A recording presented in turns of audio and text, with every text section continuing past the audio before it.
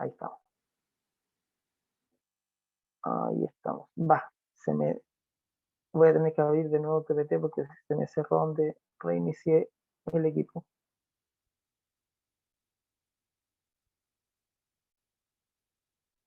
Hoy día vamos a ver el tema que se llama la autoridad de la ley y la autoridad del evangelio.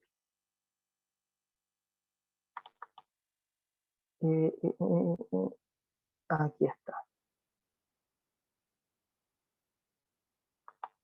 Lo tenía abierto, estaba todo preparado, ¿verdad? Pero jugó una mala pasada este equipo.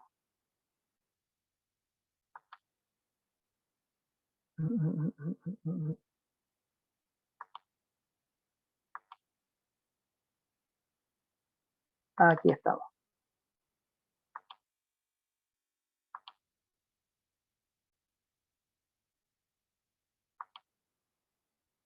Ahí estamos, la autoridad de la ley y la autoridad del evangelio.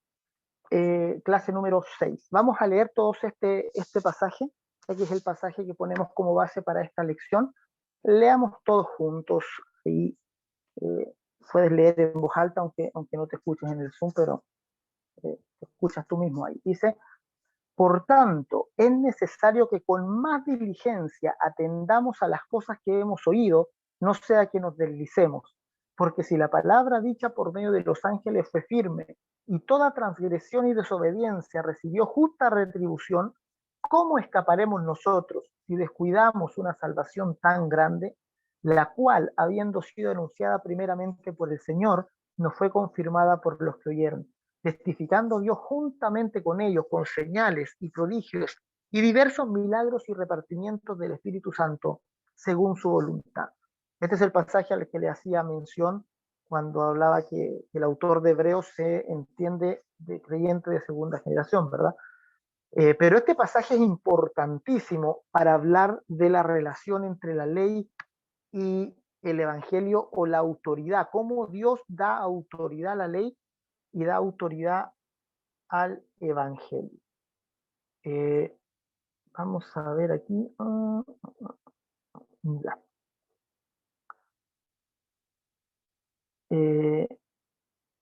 Le había hecho unas modificaciones, también se fueron.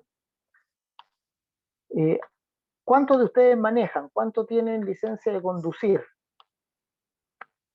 Y los que tienen licencia de conducir, ¿verdad?, saben la ley de tránsito.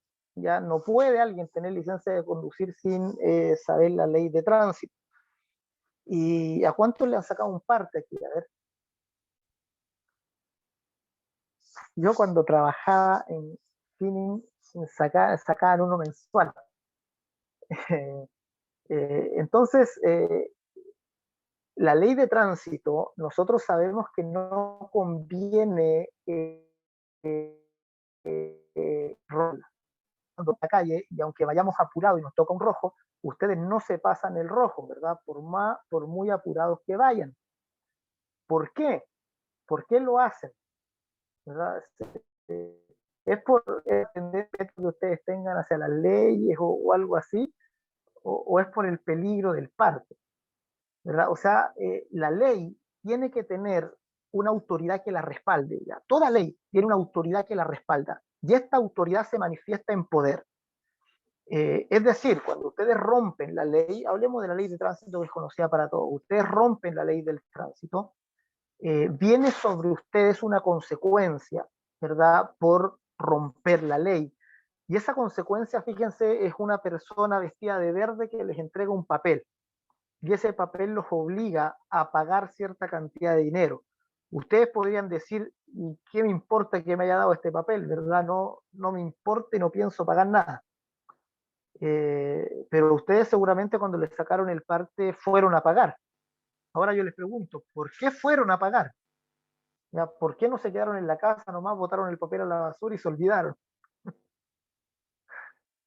Porque ustedes saben que hay una autoridad más grande detrás de ese papel, ¿ya? Y que si ustedes lo botan a la basura y se olvidan, eso no va a pasar de largo, no va a quedar impune. Que hay un gobierno detrás de ese papel, que está dándole validez a lo que hizo ese caballero que estaba de verde ahí, ¿verdad? Y que me entregó el papel, ¿verdad? O sea, ese uniforme no está ahí de balde, ¿verdad? Como dice Pablo también en Romanos, ¿verdad? No en vano usa la espada, hablando de las autoridades civiles, ¿verdad? Sino que su, su, su misión como aquel, ¿verdad? Que representa, él está representando algo más grande, está representando al gobierno, es decir, eso está autorizado por alguien, ¿ya? Por alguien más grande. Lo mismo pasa con el dinero, ¿ya? El dinero es muy loco, ya no sé cuántos han leído de la teoría del dinero y todo eso, pero en un inicio el dinero era metal, precioso, ¿verdad? Era oro. Después, ¿verdad? Se fue guardando ese oro y mejor se usaba alguna moneda de intercambio para no andar con el oro encima, pero después fue más aún y ahora tenemos papel moneda, ya, incluso ya hasta el papel moneda está quedando atrás, ahora estamos haciendo, ¿cómo se llama esto?, transferencias electrónicas y el dinero en realidad es un número en un sistema, ¿verdad? En un sistema, en un banco. Entonces, el dinero se basa en confianza, el dinero se basa en que yo te doy un billete que tú también sabes que vale, ¿verdad? ¿Por qué? Porque ese pedazo de papel está respaldado, tiene la firma de alguien y lo respalda un gobierno. Entonces, es válido, decimos nosotros, ponemos nuestra confianza en eso. De la misma manera, cuando Dios da la ley y el evangelio, tiene que ser respaldado por algo. Dios respalda esta ley y el evangelio con autoridad, ya con su autoridad, y la autoridad se manifiesta finalmente en poder. Si Dios da la ley, imagínense ustedes que Dios le da la ley a Moisés, los 10 mandamientos, las tablas de los 10 mandamientos, y cuando alguien rompe la ley, nunca pasa nada. ¿Ustedes creen que una ley, que si uno la rompe no pasa nada, sería una ley que se respeta? ¿Ya? Los que tienen hijos, ¿verdad? Y le dan órdenes a sus hijos, ¿ya? Si sus hijos no les hacen caso, ¿no pasa nada acaso? ¿Ya? Si no pasa nada, ¿verdad? Es una ley que ellos no van a respetar. Algo tiene que pasar, ¿verdad? Algo tiene que suceder cuando hay el quebrantamiento de la ley. Y vemos en el Antiguo Testamento que siempre cuando la ley se quebraba, algo pasaba y algo no bueno, ¿verdad? Algo ocurría, el poder de Dios se manifestaba en contra del desobediente. Y eso lo vemos vez tras vez a lo largo de todo el relato del Antiguo Testamento, desde el primer día que se dio la ley y Moisés baja y los encuentra con el becerro de oro, hasta todo el peregrinaje de Israel por el desierto. ¿Se acuerdan cuando van a tomar Jericó, la primera ciudad que conquista Josué, y uno de los judíos se queda con parte de los tesoros del enemigo y finalmente viene castigo contra esa familia? La tierra se abre y los consume, dice, cayeron, descendieron vivos al Seol. O sea, imagínense ustedes esa demostración de poder de que la tierra se abra y trague a un pedazo del campamento que eran los culpables. ¿Cómo quedaron los judíos después de eso? ¿Qué ganas les quedaron de desobedecer otra vez, verdad? Sin embargo, por su propia naturaleza volvían a desobedecer y volvía a venir esto que el autor de Hebreo le llama justa retribución. La autoridad de la ley es la justa retribución, y es una justa retribución que venía inmediatamente, ya venía en el momento, venía en el acto, se manifestaba en el acto. ¿Ya? Eso lo tenemos que entender bien. La autoridad de la ley se manifestaba de forma inmediata y de una manera muy visible en el castigo. Ahora, la obediencia a la ley, eh, por lo general, significaba prosperidad, es decir, una vida tranquila, una vida buena, largura de años, ¿verdad? Prometía la ley, carencia de accidentes, enfermedades y cosas semejantes, pero cosas terrenales. ¿Ya? Aquí tenemos que entender que la ley es un pacto terrenal, da bendiciones y maldiciones terrenales, es decir, maldiciones y bendiciones de esta vida. ¿Ya? Por eso la ley no prometía bendiciones después de esta vida, prometía bendiciones en esta vida. Deuteronomio 28, si ustedes leen las bendiciones de la obediencia, son todas bendiciones para el aquí y el ahora. Ya, bendito tu entrar, bendito tu salir, bendita tu arteza de amasar, la cría de tus vacas, benditos tus frutos, benditas tus cosechas. Son bendiciones para el vivir ahora la vida, para esta vida terrenal. Y las maldiciones también son maldiciones para esta vida terrenal. Y las maldiciones de Deuteronomio 28 son terribles, o sea, uno llega a espantarse, ¿verdad? En vez de ver una película de terror, leanse Deuteronomio 28, las maldiciones de la desobediencia. Ya es, pero, terrible, ¿verdad? Habla de plagas, de enfermedades, de úlceras, habla de que te vas a casar y otro va a dormir con tu mujer, de que vas a criar a tu hijo y otros se los van a llevar, de que no, es terrible, ¿verdad? Llega a poner los pelos de punta las maldiciones de la desobediencia. Pero son todas también maldiciones para el aquí y el ahora. Entonces, como es un pacto en la carne, es un pacto mediado por ángeles y los ángeles podían dar bendiciones y maldiciones terrenales. Ya ellos tienen, está dentro de su rango de acción. Ya los ángeles bendecían al obediente y maldecían al desobediente. Cuidaban al obediente a la ley y traían justa retribución sobre el desobediente. Eso lo vemos continuamente en el Antiguo Pacto. Y por eso libros como Salmos, por ejemplo, como Proverbios, siempre hablan del justo y del impío, ¿verdad? De la prosperidad del justo y del castigo del impío, ¿verdad? De que el impío Dios va a castigar, pero al justo Dios lo va a bendecir. ¿Ya? Eso es la autoridad de la ley. ¿Ya? Eso yo creo que es lógico para todos, todos lo entendemos bien. Ya no creo que haya problema porque lo encontramos hasta sensato y estamos de acuerdo con eso. ¿Ya? Eso es la autoridad de la ley. Una cosa, ahora vemos dónde viene el problema, porque la autoridad del Evangelio es radicalmente distinta a la autoridad de la ley. Es decir, cómo Dios respalda el Evangelio es una cosa muy distinta a cómo Dios respalda la ley. ¿Por qué? Porque el Evangelio se centra en promesas eternas, pone los ojos en la eternidad, ¿verdad? El Evangelio entiende nuestra vida en esta tierra, ¿verdad? Como un soplo, como un paso muy breve, y se centra en la vida eterna. El Evangelio es una promesa de vida eterna, es una promesa que comenzamos hoy que no termina jamás, es una promesa de galardón eterno en, digamos, en el reino de los cielos. Se habla de una herencia incontaminada, inmarcesible, reservada en los cielos para nosotros. Fíjense, el Evangelio no nos promete prosperidad en esta tierra, como sí lo hacía la ley. Es más, Jesús nos dice, en el mundo tendréis aflicción.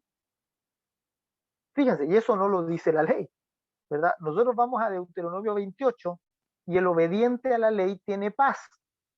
Y resulta que ahora Jesús nos dice, en el mundo tendrán aflicción. Y Pablo le dice a Timoteo, sufre penalidades como buen soldado de Jesucristo.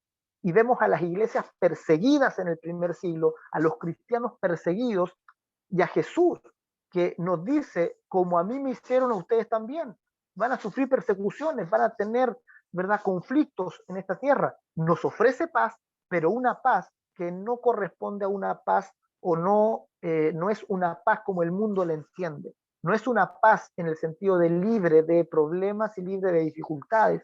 Es una paz profunda en el corazón y mucho más eterna, mucho más estable que cualquier paz de este mundo. Entonces el Evangelio, por su naturaleza distinta, también Dios lo respalda de una manera diferente. Entonces, el obediente al Evangelio, vamos a hablar de la desobediencia primero. ¿Ya? La desobediencia a la ley, si ustedes se acuerdan, recibía justa retribución inmediatamente, ¿ya? En la carne, ahí recibía su castigo. Sin embargo, el desobediente al Evangelio no recibe un castigo instantáneo, no recibe un castigo inmediato, Jesús no dijo, ¿verdad? No vino a predicar diciendo, miren, el que no escucha mis palabras va a caer, ¿verdad? Aquí Dios y los va a condenar a todos. Al contrario, vemos que los discípulos son los que quieren hacer llover fuego sobre la ciudad de Samaria. ¿Se acuerdan cuando fueron a buscar alojamiento para el Señor en una oportunidad? Pedro con Juan, y cuando vuelven, no, dice que no les dieron alojamiento porque tenían pinta de ir a Jerusalén. O sea, como eran judíos, no les dejaron, les dijeron no hay alojamiento. Quedaron muy enojados Pedro con Juan, y tanto es así que volvieron a donde el Señor, y Jesús les dijo, ¿y cómo vamos? ¿Cómo están las habitaciones?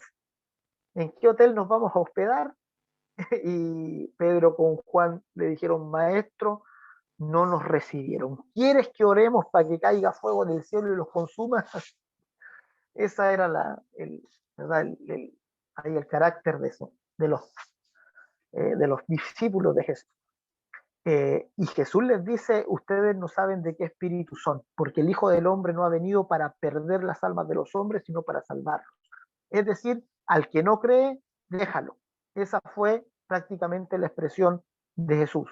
Ya venga el que cree, y el que no cree, que siga su camino, ¿verdad?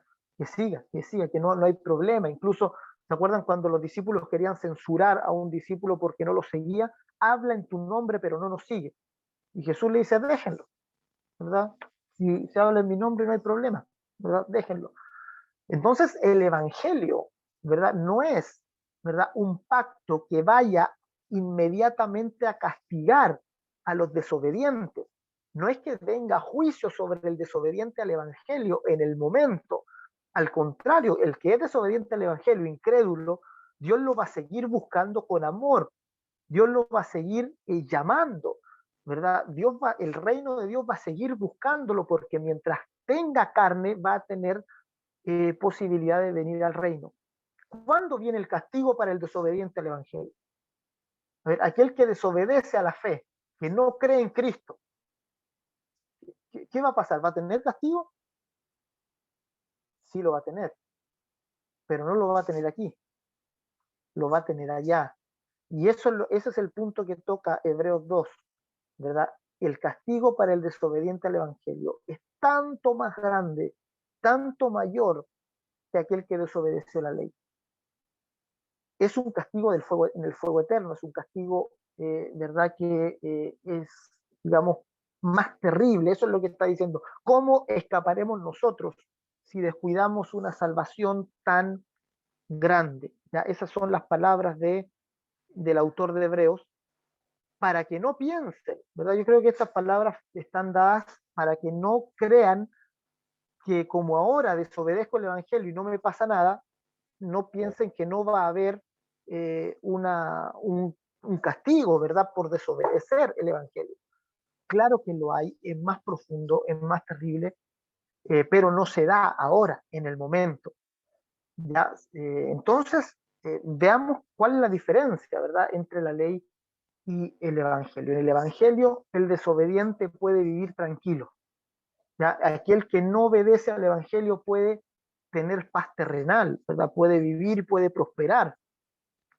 Hay muchos que prosperan, ¿verdad? Sin tener en cuenta el Evangelio, que no, que ofenden a Dios, ¿verdad? Y no les pasa nada, ¿verdad? Y no les pasa nada, ¿por qué? Porque ahora Dios, el pacto que tiene con la humanidad es un pacto de gracia, ¿ya? Una persona ofende a Dios, ¿verdad? Y Dios no está para castigarlo, ¿verdad? Dios está para extenderle aún su amor y aún su misericordia hasta el último día de su vida, ¿verdad? Él quiere salvar a los hombres. Dios quiere en este pacto que todos eh, procedan al arrepentimiento, que todos se salven. ¿Ya? Entonces, hay que tener cuidado con... algunos no hacen esta diferencia. ¿Ya? Al no hacer esta diferencia, todavía podemos creer que Dios está castigando al desobediente. ¿Ya? Y podemos pensar que cualquier cosa que nos pase es un castigo de Dios. Ya muchos cuando vino el coronavirus, ¿verdad? Lo atribuyeron a juicio, ¿verdad? Y decían, no es que es Dios castigándonos porque no respetamos el Evangelio, ¿por qué no hicimos tal cosa? Eh, Muchos anuncian juicio con cualquier cosa que ocurra, ¿ya? Eso es como si estuviéramos aún en la ley. Si estuviéramos en la ley, si Cristo no hubiera venido, está bien, ¿ya? Está bien esa interpretación, ¿verdad? Pero Jesús hizo un cambio de pacto y el pacto del Evangelio obra de manera diferente. Y esto lo dejó Jesús muy claro a sus discípulos. ¿Se acuerdan cuando Jesús les hizo referencia a una tragedia que ocurrió? En una tragedia, digamos, que les dijo, ¿se acuerdan de esos, creo que eran 7, que murieron cuando cayó un silo en Jerusalén? Cayó, ¿verdad? Jesús les recuerda una tragedia bien grande, ocurrió, y les pregunta, ¿crees que estos eran más pecadores que todo el resto de la ciudad? Y después le hace referencia a otro evento y le dice a aquellos que se cortaron el resto, y ellos, según su entendimiento de cómo la ley funciona, ellos dicen, la respuesta iba a ser afirmativa, ¿verdad? Ellos iban a decir sí, es decir, si murió tan terriblemente, lo más probable es que era más pecador, ¿ya? Porque al pecador le iba mal, ¿verdad? Es la justa retribución.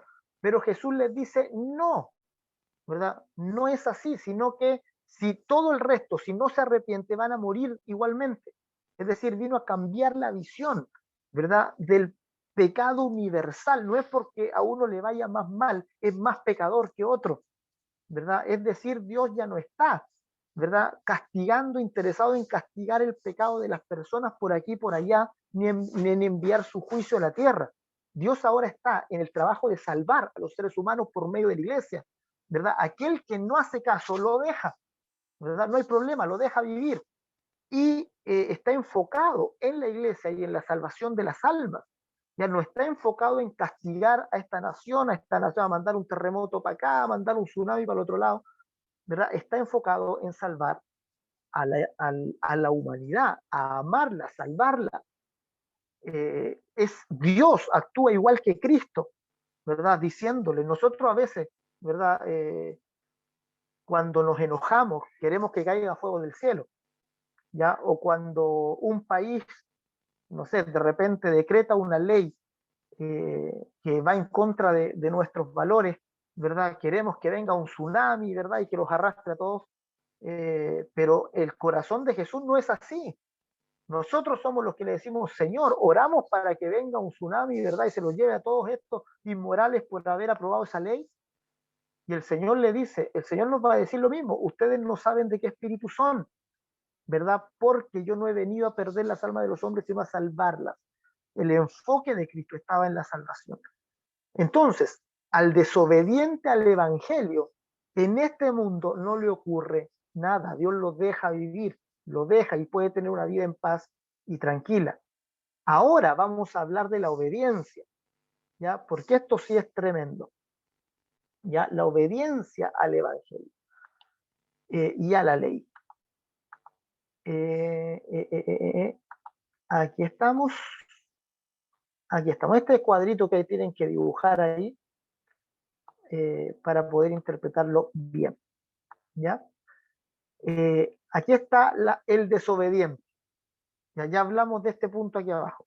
El desobediente que está bajo la ley va a recibir justa retribución. Va a obtener la maldición de la ley. Pero el desobediente en el Evangelio puede pasar claro. Ahora Dios no está enfocado en él. Está enfocado en él para salvarlo, ¿verdad? Pero no para enviarle juicio. El juicio va a venir si es que no cree, ¿verdad? Pero nosotros estamos para que crea. Aún importa los condores y la blasfemia que haya, estamos para que crea. Ahora, el obediente, ¿verdad? Y vamos a hablar de la obediencia a la ley y al evangelio. El obediente bajo la ley, ¿verdad? ¿Qué dijimos? Vivía una vida tranquila, ¿verdad? Una vida próspera, una vida sin, digamos, sin grandes enfermedades, tragedias y cosas, porque Dios lo guardaba. Es decir, los ángeles de Dios lo cuidaban, lo protegían, lo libraban de mal, de accidente, etcétera. vivía una vida tranquila. Ahora, el obediente al Evangelio, Dios obra, ¿verdad? Y, digamos, respalda el Evangelio con el testimonio del Espíritu Santo.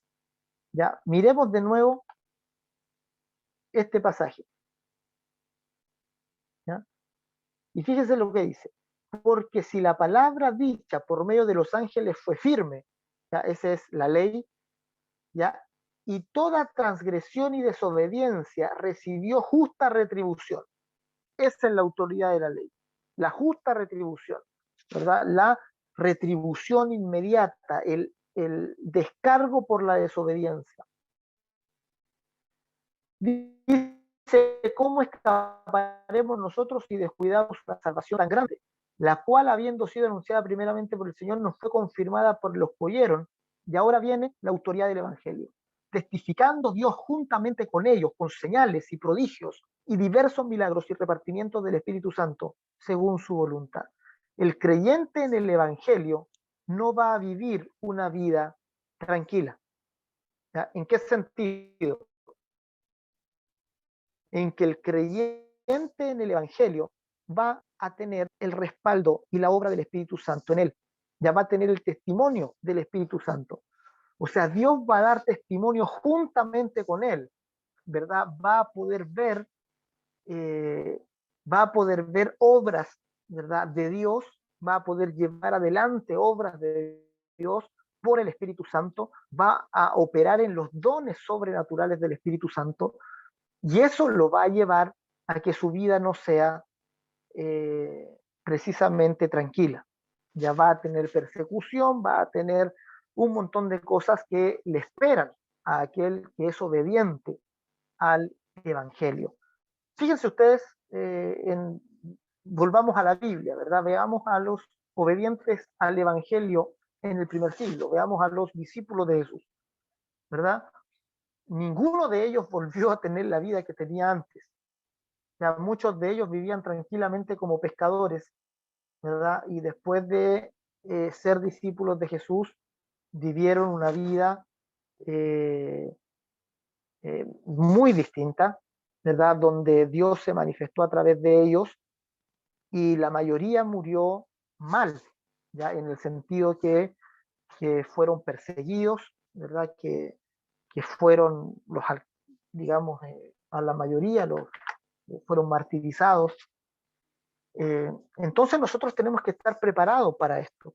Ya tenemos que decir, Señor, yo quiero el testimonio del Espíritu Santo, ¿verdad? Y quiero el galardón, aunque eso, ¿verdad? Signifique no llevar una vida cómoda en este mundo. Ya, aunque eso me signifique, ¿verdad? Involucrarme en el servicio, hablar la palabra, predicar la palabra, y meterme en problemas por predicar la palabra, ¿verdad? En ese sentido. Así que Dios respalda tanto la ley como el Evangelio. La ley la respalda con justa retribución, pero al Evangelio lo respalda con bendiciones al obediente, con galardones, con testimonios del Espíritu Santo, ¿verdad? Y estos galardones son eternos. Estos galardones, ¿verdad? Por involucrarnos en la obra de Dios, duran por la eternidad, ¿verdad? Duran para siempre. Esta es la autoridad de la ley y la autoridad del Evangelio. Con la venida de Jesús, dice ahí, se cambia la atención de la carne al espíritu, de la bendición y maldición carnal de Deuteronomio 28, como les había dicho antes, a la bendición y maldición espiritual de Efesios capítulo 1. Ya, estos son dos capítulos de referencia. Ya cuando hablamos de bendición y maldición en la ley, hablamos de Deuteronomio 28. Cuando hablamos de bendición y maldición en el Evangelio, hablamos de Efesios capítulo 1, ¿verdad? Efesios 1 dice, bendito el Dios y Padre de nuestro Señor Jesucristo, que nos bendijo con toda bendición espiritual en los lugares celestiales en Cristo, y luego empieza a hacer un listado de esas bendiciones, donde se nos habla de adopción, de redención, de adopción, se nos habla de la venida del Espíritu Santo, del sello del Espíritu Santo, etcétera. ¿verdad? Son riquezas espirituales que reciben los obedientes al Evangelio. Son riquezas que les van a hacer llevar una vida eh, que yo encuentro una vida emocionante, ¿verdad? Una vida centrada en los demás, una vida para bendecir a otros, una vida donde nos vamos a meter en santos problemas, ya por causa del Evangelio de Jesucristo. Así que mis amados, ustedes sean, ¿verdad? Aquellos que llevan adelante la palabra de Dios, sean los obedientes al Evangelio. Ya ese es como uno de los objetivos también de Academia Berea, es que podamos convertirnos en estas personas obedientes al Evangelio y que reciben el testimonio del Espíritu Santo, que reciben y se involucran en la misión de Dios y obtienen galardón de esta misión. Cuando nos involucramos en la misión, tenemos que dejar tiempo para eso, tenemos que dedicarle esfuerzo a eso, y de repente es un esfuerzo y un tiempo que la gente no agradece, que en vez de darnos las gracias se nos tiran encima y nos despedazan, ¿verdad? Decía Pablo. Es la experiencia de todo aquel que se involucra, ¿verdad? En el servicio a Dios y en el servicio a otros. Ustedes están llamados a servir a otros por la palabra, a bendecirlos con la palabra, a buscar el bien de sus hermanos y de la iglesia, y de ser bendición, ya de ser luz, de ser sal, y mediante el Evangelio. Así que ya no estamos centrados, mis amados, en juicios terrenales, no estamos centrados en que Dios va a castigar a este o a este otro, sino que estamos centrados en la fe, ¿ya? En que Dios salve a la humanidad, en que Dios los libre, en que Dios provea salvación por medio de la iglesia. Estamos para reconciliar al mundo con Dios. Ya no estamos, ahora nuestra función principal no es sacar a la luz el pecado de la humanidad, eso lo hace la ley. Ya eso por la ley, ¿verdad? Sabemos que son pecadores, entendemos que son pecadores, y Cristo vino a los pecadores y nos envió a nosotros a salvar a los pecadores. No sé si hay preguntas, dudas, consultas con respecto a esto. Ya, este tema es más corto en cuanto a conceptos, por eso eh, hice una introducción larga para recordar ciertas cosillas, ¿verdad? Que ya habíamos pasado antes. Eh, el cuadrito es el último, aunque se los voy a enviar el PPT, tengo que agregarle unas cosas, ya le había agregado como 2 láminas, pero no lo guardé y se me reinició el computador y se me perdieron, lo voy a tener que hacer de nuevo.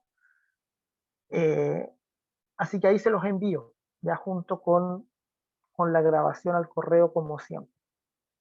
No sé si hay preguntas, dudas, consultas, comentarios.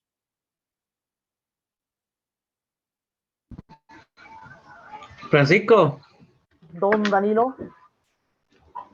sí, sucede que me acordé que en una ocasión con un colega conversando un poco de esto. Entonces, hablaba un poco o sea, trataba de encaminarlo hacia la gracia. Y resulta que a veces uno se puede encontrar, a ver, si alguien mira a Dios a través de la ley, es muy pesado, ¿cierto? Es imposible. Pero a su vez podemos encontrar gente que si vislumbra a Dios a través de la gracia, es demasiado fácil. Como que hay dos extremos. Porque la gracia te libera de todo peso. No tienes que hacer nada. El único requisito, que igual me he dado cuenta que es algo tan sencillo, pero a la vez tan complicado, que es creer. Jesús, cuando habla con los discípulos en Juan, no sé si 14 o 16, dice, y va a venir el Espíritu Santo y convencerá al mundo de justicia, juicio y pecado. Y cuando habla de pecado dice, por cuanto no creen en mí.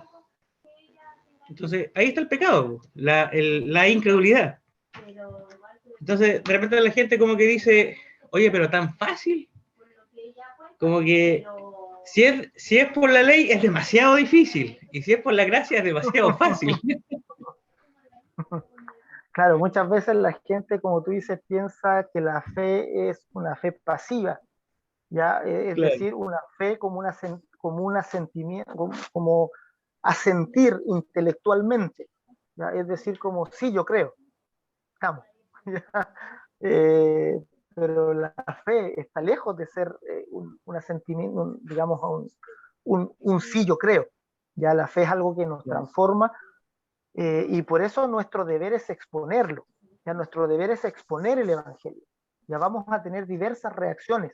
¿Ya? Y como tú dices ahí, podemos encontrarnos de verdad con gente que tome el Evangelio y lo tome como libertinaje en ese sentido de decir, ah, entonces, si Dios me ama, ¿verdad? Y me perdona, entonces voy a liberarme, ¿verdad? Y voy a vivir la vida loca por ahí, total, Dios me ama. claro. Corazón perverso, ¿verdad? Que transforma la gracia. Eso se llama quitar la gracia y poner otra cosa en su lugar. Eh, pero finalmente nosotros predicamos, ¿ya? El Evangelio. Nosotros no podemos no predicar el Evangelio por esas situaciones que se puedan dar. Hay que seguir anunciándolo, predicándolo. Le pasó a Pablo, ¿verdad? A Pablo le dieron vuelta el discurso. Y había gente que decía de Pablo y decía, este predica, hagamos males para que vengan bienes. Es decir, acusaban a Pablo de predicar una vida disoluta, ¿verdad? De predicar que ya no había que obedecer prácticamente a Dios, ¿verdad? Ni había que honrar a Dios. Y de eso acusaban al apóstol Pablo. Entonces, nos van a acusar igualmente cuando prediquemos el Evangelio. Vamos a recibir nosotros toda clase de calumnias y cosas, pero acuérdate que eso es bendición, ¿ya? Cuando nos calumnian mintiendo, ¿verdad? Eso es bendición. Y nosotros también debemos demostrar en nuestra propia vida lo que es el Evangelio, ¿ya? Porque el Evangelio no es como muchos lo creen, ¿verdad? Eso de que, Dios me amo, vivo como quiero, ¿ya? Sino que es ser transformado, ser una nueva criatura, y esta nueva criatura tiene una visión del mundo distinta, es un hijo de Dios, ya es un ser diferente a todo lo que el mundo conoce, ya. Así que estamos nosotros en el camino a entender todavía esto, a comprender nuestra naturaleza de hijos de Dios, a, a despojarnos del viejo hombre, ¿verdad? Y a vestirnos de esta nueva naturaleza. Estamos en ese proceso y también hemos de encarnar el Evangelio también para otros, ¿no? Así que cuando los otros vean a Danilo vivir el Evangelio, ¿verdad? Ahí van a decir, no, no nada que ver, porque, ¿verdad? No es tan así parece, ¿verdad? Porque el creyente entregado tiene signos, tiene, se nota, ¿verdad? Se nota la consagración, se nota de repente la renuncia que hace a sus propios privilegios en pos de otros, se nota el amor que tiene por otros, hay algo, ¿verdad? Que el Evangelio da como fruto en cada uno de nosotros. ¿Mm? Así que eso, ya se puede dar lo que es ahí, Danilo. Nos ha pasado a veces. Entonces hay otro duda, pregunta, comentario. Eh, Pastor Don Francisco, Jonathan. sí. eh, Entendiendo la mención que hace nuestro hermano Danilo, eh, en realidad, ¿cierto? El creer en Jesús se ha hecho fácil para todos nosotros, ¿cierto? El invocar su nombre y creer. Entonces, ahí estamos hablando de la salvación, pero lo que usted está comentando con respecto al galardón es algo distinto, y eso tiene que ver con el esfuerzo que se da del momento en que yo creo. El creer es súper fácil, pero como dice Lucas 16:16, la ley y los profetas eran hasta Juan, desde ahora el reino de Dios se hace fuerte y solo los valientes lo arrebatan. O sea, tiene que ver con un proceso de santificación, de esfuerzo, para justamente tener las señales, prodigios y milagros, que es parte del mandato del Señor de ir a ser discípulo. Entonces, el creer es fácil, pero el proceso de santificación y llevar las señales es algo que demanda el día a día. Eso. Claro, es un proceso de madurez, ya de ir asentando el evangelio, ya de ir asentando esta gracia, ¿verdad? Esto en lo que creí, ¿verdad? Cuando va tomando carne en uno, como tú dices, requiere renuncia de muchas áreas, una transformación, entregarse a esta nueva criatura que nació según Dios. Y ya este esforzarse en la gracia, este esforzarse ya no un esfuerzo legalista, ya sino un esfuerzo en la gracia de Dios, en recibir lo que Dios te está entregando, en recibir la riqueza que Él tiene para ti diariamente. Eso es una lucha. Ya muchas veces tenemos esta tendencia a resistir la gracia de Dios, a resistir su bendición y a mantenerla media alejada de nosotros. Pero como tú dices, claro, la salvación, la gracia trae salvación, eh, y el que recibe, digamos, esta salvación, está llamado a obrar por el Evangelio, ¿verdad? A llevar adelante las obras de Dios, y por esas obras vamos a obtener galardón, ¿verdad? En la promesa del Señor. ¿Ya? Así que entusiasmémonos con los galardones eternos. El Señor Jesús dijo, no hay quien le dé un vaso de agua fría, ¿verdad? A un profeta, por cuanto es profeta, recompensa de profeta recibirá. ¿Ya? Entonces, alegrémonos, mis amados, ya, porque el Señor nos va a galardonar. Hebreos también dice que el que busca a Dios es necesario que crea que le hay y que es galardonador de los que le buscan. Así que el Señor nos va a galardonar, mis amados, ya ninguna obra en el Evangelio es en vano, ya ningún sufrimiento en el Evangelio es en vano, ya, sino que va a redundar en riqueza eterna en el reino de los cielos. Ya, así que si alguno de ustedes sufre por el Evangelio, el mismo Evangelio les está diciendo son bienaventurados, ya, son bienaventurados. Así que eso, ya, eso mis amadísimos hermanos.